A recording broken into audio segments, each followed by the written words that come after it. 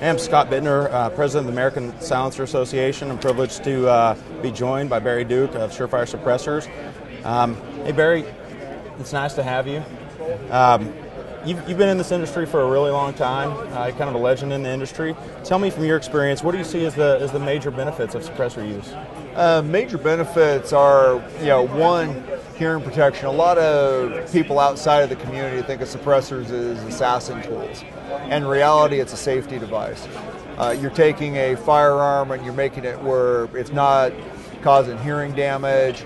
It's also allowing people to communicate. It's saving lives on the battlefield by one, helping to hide the location of our troops, but also allowing them to communicate with each other.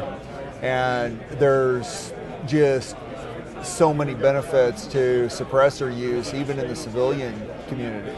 You hit on the military thing. You guys have been awarded the FMBS, a major portion of that contract, which is huge for the industry as a whole. Kind of talk to me about what the military sees as major benefits and maybe the repeatability, point of impact shift. Well, some of which, first thing I'd like to say, the SOCOM, when they did that test, that was the most all-inclusive suppressor test ever done anywhere in the world that I'm aware of. And I've been involved in a number of military solicitations here and abroad. And they just really had some smart people dealing with the operators, trying to buy, a product that did what they needed to do. One of the most important things was simply point of impact repeatability. If they take the suppressor off, put it back on the weapon at any time, does it always go back to the same spot?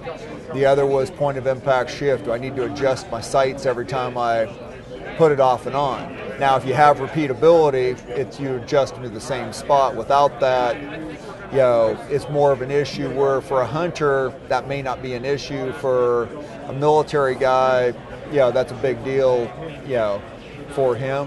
And then, flash signature, durability, sound, it all was factored in. Absolutely. You touched on, we're talking about this big military contract and SOCOM, and a lot of guys, they want to have the same gear as the operators are having, the civilians do.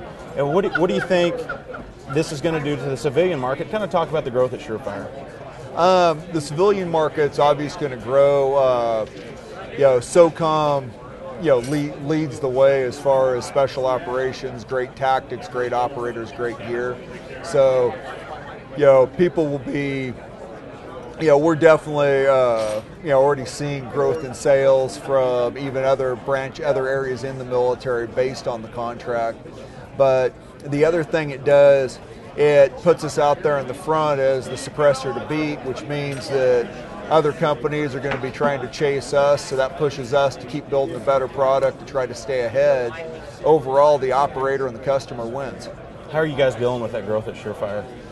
We've been in a continual state of expansion for, almost since our inception, but really focused heavily in probably the last 4 years after getting the Marine Corps sniper rifle contract. That hit us and sucked some resources, and I never wanted to be in the situation again where I was way back ordered. So we've we streamlined manufacturing and improved the processes, and we're constantly trying to increase quality and also be able to get more suppressors out the door that are perfect quality.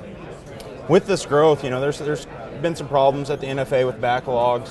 There are 24,000 forms backlog right now. It's kind of a big deal. It's doubled since 2007. And what do you see some of the problems at growth and the ATF and kind of how they hinder things? I'd say I'm not sure if processing our forms is their priority. It's, I'd like to see more resources put at it. I mean, with civilian industry, when you can't meet demand, you change something. Government's a little slower to change because they don't go out of business if you don't meet the industry demand. Right. Well, we've got the American Silencer Association. We're trying to get one voice between all the suppressor manufacturers. How do you think that could help the industry? Oh, it'd be a huge help. Getting everybody on the same page, being able to educate the public and the community that a suppressor is a tool, and the reality too, it's fun.